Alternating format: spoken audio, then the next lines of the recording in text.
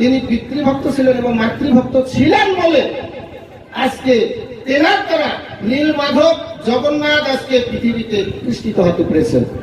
কদাচ একজন পিতৃ মাতৃ অবজ্ঞাকারীর হস্তে কোন দেবতা প্রতিষ্ঠিত হতে পারে না। চিন্তা করেন, তিনি ব্রাহ্মণ পূজক ছিলেন। আমরা জানি ব্রাহ্মণ ক্ষত্রিয় বৈশ্য শূদ্র শাস্ত্রে উল্লেখিত। ভগবান গীতায় বলেছেন শ্রেয়ান সধর্ম বিগুণ পরধর্ম সমষ্টিতার, পরধর্ম সমষ্টিতার সধর্মী নিধন সে পরধর্ম ভয়াবহ। তাহলে আমরা যে যাই হই, আমরা ব্রাহ্মণ হই, বৈশ্য হই, শূদ্র হই, ক্ষত্রিয় হই, কিন্তু গীতায় ভগবান আমাদের কি বললেন যে শ্রেয়ান সধর্ম, তুমি তোমার ধর্ম পালন করো। আমি ব্রাহ্মণ কুলে জন্ম, আমি ব্রাহ্মণের ধর্ম পালন করবো। আমার ক্ষত্রিকুলে জন্ম, আমি ক্ষত্রিকুলে ধর্ম পালন করব। আমার বৈশ্যকুলে ধর্ম, আমার বৈশ্যকুলে ধর্ম পালন করবো। শূদ্রকুলে শূদ্রকুলে ধর্ম পালন করব। ভগবান তো গীতার মধ্যে কোথাও ছোট বড় করেননি।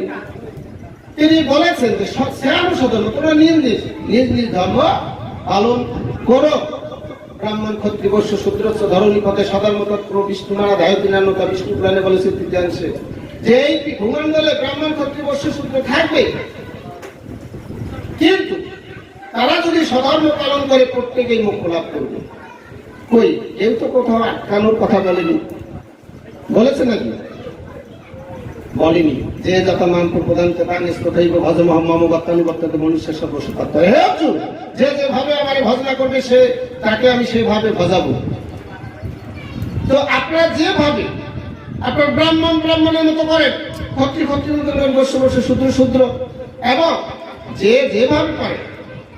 পূর্বে বলেছি গীতা যে শাস্ত্রোক্ত নিয়ম অনুসারে আপনারা আপনাদের কার্যগুলো করেন, আপনারা অবশ্যই ভগবানকে লাভ করবেন। তো এই ইন্দ্রদম্ন রাজা একজন ব্রাহ্মণ পূজক ছিলেন।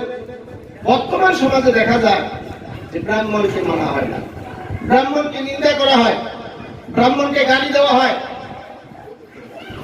ব্রাহ্মণের সম্মান নষ্ট করা হয়। কেন? ক্ষত্রির মধ্যে কি অপকর্মী সৃষ্টি হয়নি? বৈশ্যের মধ্যে চোর টাকার নাই, ক্ষত্রির মধ্যে চোর টাকার নাই, শূদ্রের মধ্যে নাই। অর্থাৎ পৃথিবীতে যারা জন্মগ্রহণ করেছে কোন না কোনো ব্যক্তির মধ্যে অপপ্রবৃত্তি, পশু প্রবৃত্তি গুলো অবস্থান করতেছে। সেটা হতে পারে ব্রাহ্মণ, হতে পারে বৈশ্য, হতে পারে শূদ্র, হতে পারে ক্ষত্রিয় ইত্যাদি ইত্যাদি।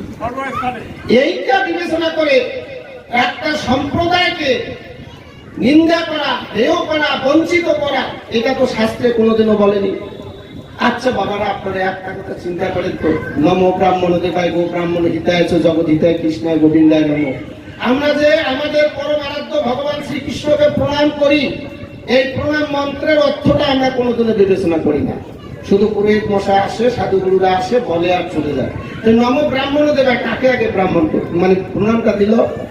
নম ব্রাহ্মণ দেবায় ও ব্রাহ্মণ হিতায় চ জগৎ হিতায় কৃষ্ণের গোবিন্দায় নম। অর্থটা এরকম, যিনি এই পৃথিবীতে ভূমণ্ডলে এসেছেন ব্রাহ্মণ, গরু, পৃথিবীর সম্মান রক্ষা করার জন্য, সন্তুষ্ট করার জন্য আমি সেই দেবকে প্রণাম করি। আর আমরা কি করতেছি? আমরা সেই কৃষ্ণের উপাসক, সেই কৃষ্ণের ভক্ত, অথচ আমরা ব্রাহ্মণকে মানি না, ব্রাহ্মণকে নিন্দা করি।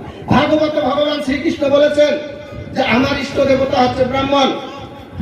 যেমন ইন্দ্রদম্ন রাজা পরম আরাধ্য জগন্নাথ দেব, কিন্তু তিনি পূজক ছিলেন ব্রাহ্মণ।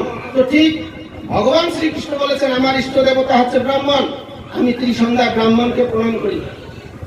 আর যদি কেউ ব্রাহ্মণকে নিন্দা করে, আমি শ্রীকৃষ্ণ তাকে সুদর্শন চক্র দ্বারা বধ করবো। জয় জয় শ্রীকৃষ্ণ প্রতি প্রেমানন্দ। একবার বলে দিলাম। আমি আশা করব আপনারা কখনো ব্রাহ্মণ নিন্দুক হবে না, ব্রাহ্মণকে নিন্দা করবেন না, ব্রাহ্মণকে বঞ্চিত করবেন না। আপনার যাজনিক কর্ম, পৌরোহিত্য কর্ম আপনি কোন ব্রাহ্মণ দ্বারা করাবেন সেটা আপনার বিবেচ্য বিষয়। যদি কাউকে আপনার ভালো না লাগে আরেকজনকে নিয়ে আসবেন, ওনাকে ভালো না লাগলে আরেকজনকে নিয়ে আসবেন। আজকে এখানে অনেক আলোচক আছে, আজকে আমাকে এনেছেন অনেক দূর থেকে, কালকে আরেকজনকে আনবেন, আমার ভালো লাগে আরেকজনকে আনবেন, তাতে তো সমস্যা নেই। কিন্তু আপনারা তো কি নিন্দা করতে পারেন,